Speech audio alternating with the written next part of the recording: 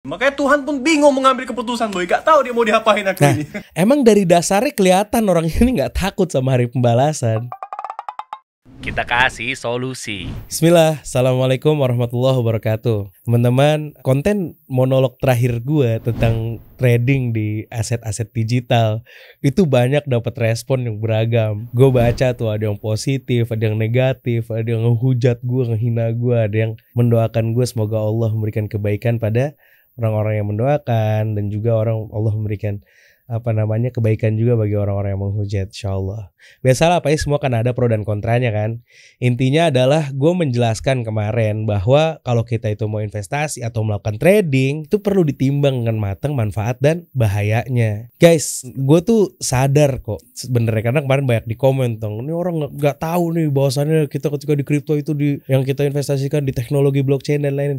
Gue sadar teknologi blockchain akan banyak ngasih kita manfaat ke depannya. Selain dari decentralized yang bisa diperdebatkan juga siapa decentralized itu bisa jadi baik atau malah jadi sarang keburukan kalau benar-benar nggak ada pengawasnya di dalamnya gitu. Tapi transparansinya, anti untuk diotak-atiknya, tanpa otorisasi antar penggunanya kan, itu bisa banget dimanfaatkan untuk banyak hal, dari mulai untuk mendukung administrasi pemerintahan bisa, untuk menjalankan supply chain di berbagai industri juga bisa, untuk validasi transparansi suatu nilai dan kepemilikan, sertifikasi dan lain-lain, banyak lah manfaatnya. Yang gue kemarin sampaikan itu lebih kepada trading by emotionnya, karena FOMO mau cepet kaya, dan mungkin ya itu juga dari tim copywriting gue yang bikin judulnya agak sedikit kontroversi ya, yang akhirnya jadi memancing orang banyak keributan di situ. Iya, karena trading by emotion itu, karena FOMO mau cepet kaya, maka dari itu gue bahas dari mulai para peminat saham gorengan, gak cuma dari cryptocurrency aja, sampai minat aset digital lain tanpa mempertimbangkan unsur spekulatifnya, tanpa mempertimbangkan volatilitasnya, sehingga banyak akhirnya mengalami kerugian-kerugian besar sampai pada titik depresi dan suicide. Tapi anyway, gue masih bisa cerna lah alasan orang-orang masuk ke cryptocurrency. Karena mereka juga mempertimbangkan teknologi blockchainnya, salah satunya juga ada project-project juga di sana dan lain-lain sebagainya lah. Gue mau bahas itu hari ini gitu. Di luar dari hukum halal dan haramnya ya, gue mau bahas sana karena silahkan tanya kepada ahlinya. Tapi gue masih mengerti gitu. Ada sebagian mereka yang katanya mau memperjuangkan untuk melawan central planner dan lain-lain segala macam dengan mimpi-mimpinya. Gitu. Tapi ini ada yang gue nggak habis pikir nih bentuk trading ya gak? Yang katanya trading gitu, tapi sebenarnya ini pure judi tebak-tebak buah manggis. Dan ini lagi marak dan hangat banget diperbincangkan di tengah-tengah masyarakat. Dan lo pasti pernah denger namanya itu binary option gitu. Apa sih itu binary option gitu? Mungkin kalau gue ngomong binary option banyak yang gak tahu. Tapi kalau gue ngomong binomo pada tahu kan, ya kan? Salah satunya platformnya itu binomo. Binary option itu artinya apa? Buy itu artinya dua, option itu artinya pilihan. Nah, jadi binary option itu dia memilih gitu di antara dua pilihan, antara naik atau turunnya harga aset dalam jangka waktu yang ditentukan. Misal contohnya nih, aset-asetnya itu nanti si platformnya itu pakai naik turunnya diambil dari market.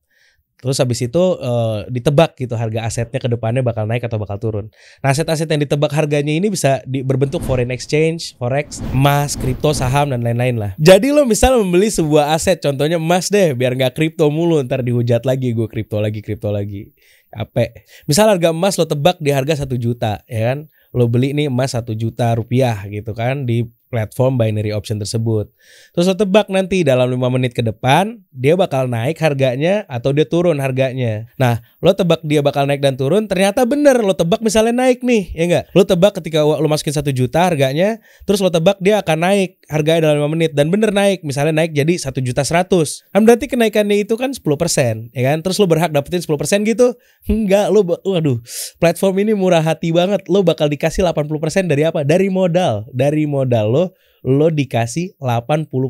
Duit lo jadi 1.800.000 kalau tebakan lo bener. Untung lo bukan cuma selisih harga 100.000 tadi yang 10%, tapi untung lo bisa sampai 800.000, hampir 2 kali lipat. Sebenarnya harusnya 2 kali lipat, cuman karena platform ini tetap mau untung, dia ambil 20% lagi dari keuntungan lo tersebut kalau bener. Tapi kalau salah, misal emas lo tebak di harga 1 juta, terus lo tebak dia bakal naik harganya 5 menit ke depan, ternyata salah tebak. Uang lo jadi misalnya emasnya itu turun jadi 900.000, kan turunnya 10% tuh, kan? Terus habis itu aset tuh jadi 10% gitu di situ. Lo ruginya 100.000 gitu. Enggak, lo ludes 100% karena salah tebak. Jadi platform ini kalau seandainya lo bener, dia dapat 20%, kalau lo salah, mereka dapat 100%. Tapi katanya juga dibagi sama afiliatornya tuh yang dilakuin sama orang-orang yang jualin lah maklar-maklarnya. Jadi namanya apa nih kalau bukan judi tebak-tebak buah manggis? Bener-bener lo nebak, abis itu kalau bener lo dapat 80%, kalau salah lo dapat kerugian 100%, duit lo lenyap ludes. Jadi ini benar-benar judi gitu. Dan ini belum lagi masuk dalam sistem kelipatan-kelipatan untuk tebakan-tebakan selanjutnya. Adalah banyak deh, gila deh nih, parah. Ini parah banget nih platform asli. Yang gue bingung nih kenapa bisa banyak orang yang tertarik masuk ke dalamnya, ya tentu pasti. Nah, pertama karena masifnya iklan, platform tersebut tuh bakar uang untuk ads gitu yang ada di mana-mana gitu, dan isinya tuh menawarkan kekayaan secara cepat, dibungkus dengan kata trading supaya nggak kelihatan judi kan. Kalau bilang judi dari awal mana ada yang mau gitu kan. Akhirnya dibilangnya trading, dan bahkan ini sebenarnya ilegal gitu, nggak dapat izin gitu dari otoritas kita di negeri kita ini gitu. Jadi belum lagi influencernya yang flexing kekayaan, dan katanya afiliatornya itu bagi hasil sama platform dari kerugian pengguna. Ini orang nggak ada hati nurani, bener-bener nggak ada hati nurani. Gue masih paham deh, memang influencer itu sekarang banyak digunain buat ngerek harga sebuah aset. Jadi naik harganya seperti di saham, kripto dan lain-lain itu bisa dinaikkan dengan cara influencer tersebut mengajak gitu untuk membeli saham atau kripto atau aset-aset digital lainnya. Tapi ini di judi online yang berbalut trading, dan lo dapat untung dari kerugian orang, lo nggak punya hati nurani sih, bener-bener lo nggak punya hati nurani. Tapi bisa kelihatan sih dari salah satunya, lihat nih orang ini influencer yang terkenal dengan ajakannya dia dan flexing kekayaannya dia karena binary option. Nih lo lihat. Ini nih nggak bisa nih. Kenapa? Karena ketika gua sombong, gua pamer ya kan, udah mau dibuat Tuhan aku miskin kan. Tiba-tiba baik aku beramal, bersedekah, bantuin orang. Nah, bingung.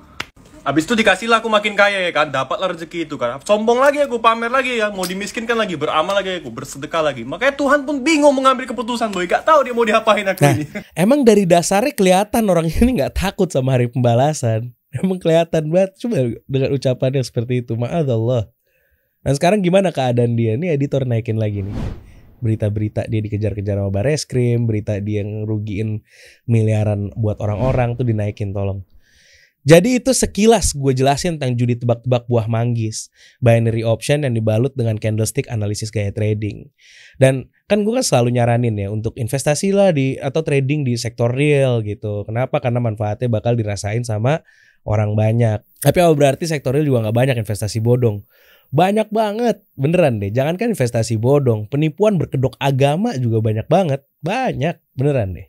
Dan dengan bungkus sedekah dan lain-lain segala macam, tapi duitnya ditilap kemana juga ada. Gue mau cerita sedikit tentang investasi bodong dari sejarah di awalnya gitu. Mungkin udah lama jadi, cuman ada satu skema yang dia punya pendiri pertamanya lah gitu, yang melakukan ini pertama kali. Bahkan sampai sekarang namanya harum banget dijadikan nama skema tersebut. Jadi ada seorang imigran dari Italia di tahun 1920-an, dia melakukan modus operandinya di Amerika dan Kanada. Namanya itu Charles Ponzi, dia dari Italia dulunya. Dia pertama kali menjalankan investasi bodong dengan underlayingnya tuh pakai dagangan perangko. Jadi dia beli perangko mungkin dari negeri ini dengan harga yang lebih murah, habis itu dijual lagi dengan harga yang lebih mahal.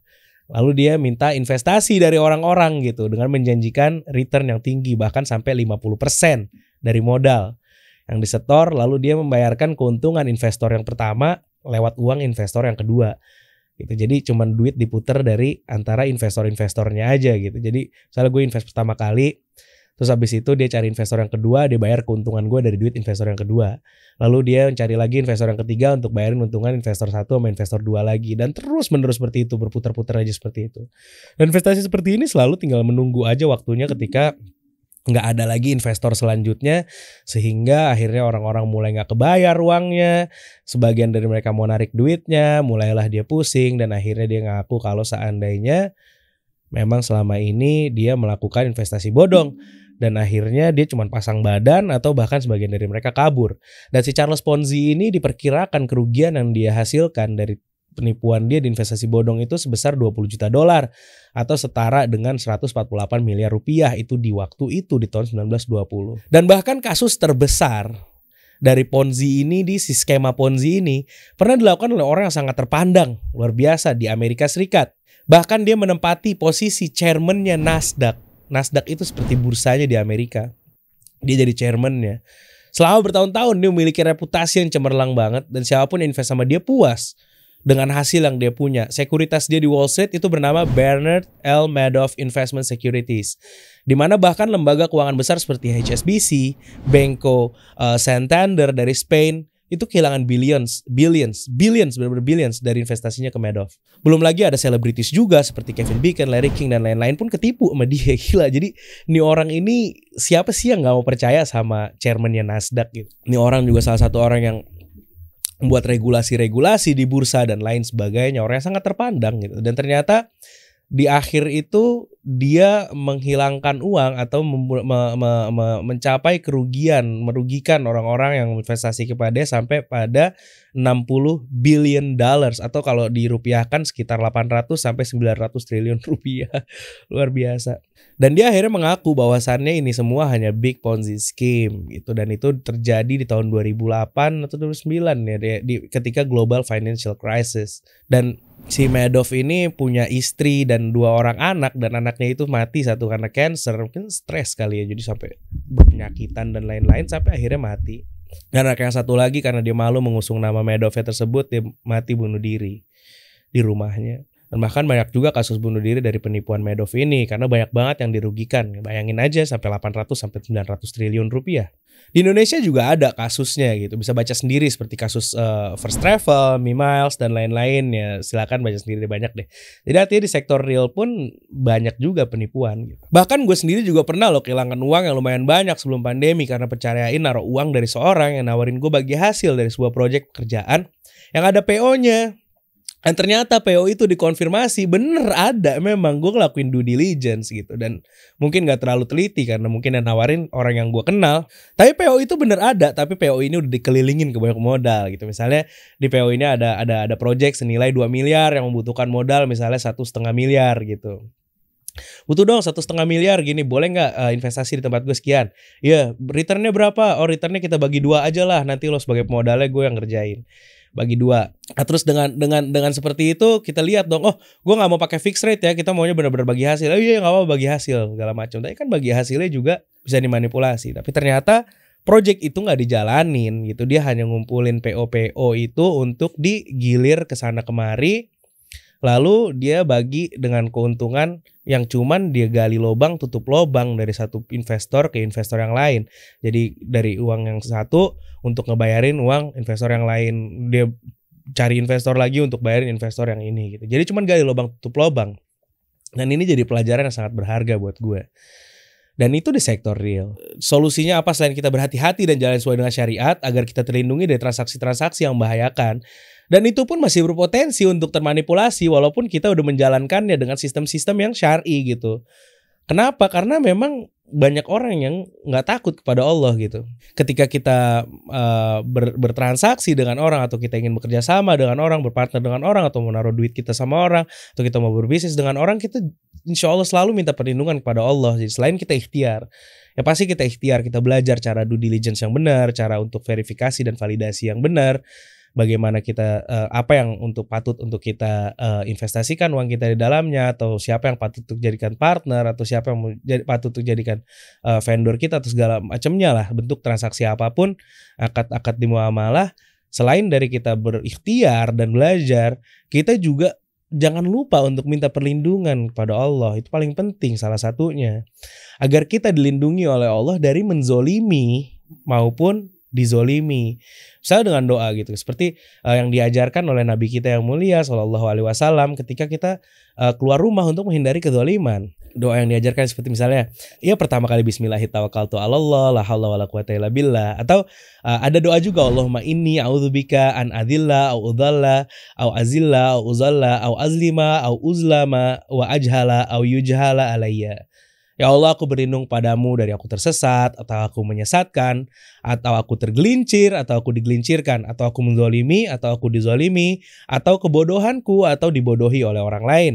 Bahkan kalau perlu nih, ketika kita mau investasi atau mau bekerja sama dan putusan kita terkadang merubah kehidupan kita ke depannya gitu. Kita nggak tahu gitu, itu life changing decision misalnya, itu keputusan yang kalau kita putuskan bisa merubah hidup kita ke depannya. Dan kita nggak tahu nih tepat atau tidak. Kalau perlu kita istikharah dan minta petunjuk pada Allah.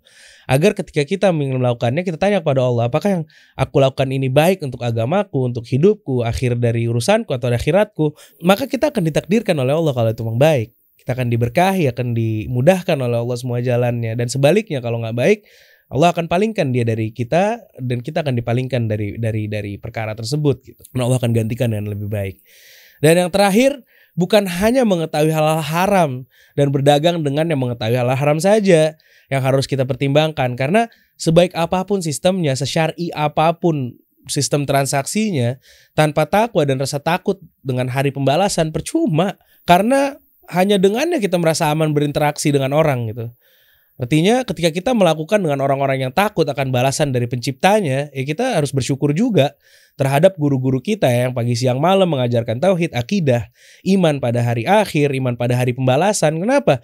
Dengan akidah yang baik gak perlu tahu halal haram, bahkan dia akan selalu bertanya, apakah yang gue lakukan ini baik atau buruk, halal atau haram, kira-kira ini bakal merugikan orang lain atau enggak gitu. Jadi terkadang mengetahui halal haram saja gak menjamin seseorang untuk gak berbuat curang. Dan kita berlindung kepada Allah agar kita tidak menzolimi orang dalam bertransaksi, dalam bermuamalah. Dan juga agar kita dilindungi dari kezoliman ketika kita bertransaksi dan kita bermuamalah. Dan juga kita tidak melakukan kecurangan dan juga tidak mencurangi orang lain. Dan semoga Allah memberikan kita kebaikan-kebaikan di dalam hidup kita, dalam transaksi kita, dalam segala bentuk ikhtiar kita untuk mencari nafkah. Berjihad di jalan Allah dalam menafkahi keluarga. Semoga Allah Subhanahu wa taala memberikan kita petunjuk dan menjadikan kita semangat untuk terus belajar dan juga semangat untuk minta perlindungan kepada Allah agar kelak di hari kiamat harta kita nggak menjadi suatu yang memberatkan kita di hisab kelak. Sekian dari gua. Assalamualaikum warahmatullahi wabarakatuh. Kita kasih solusi.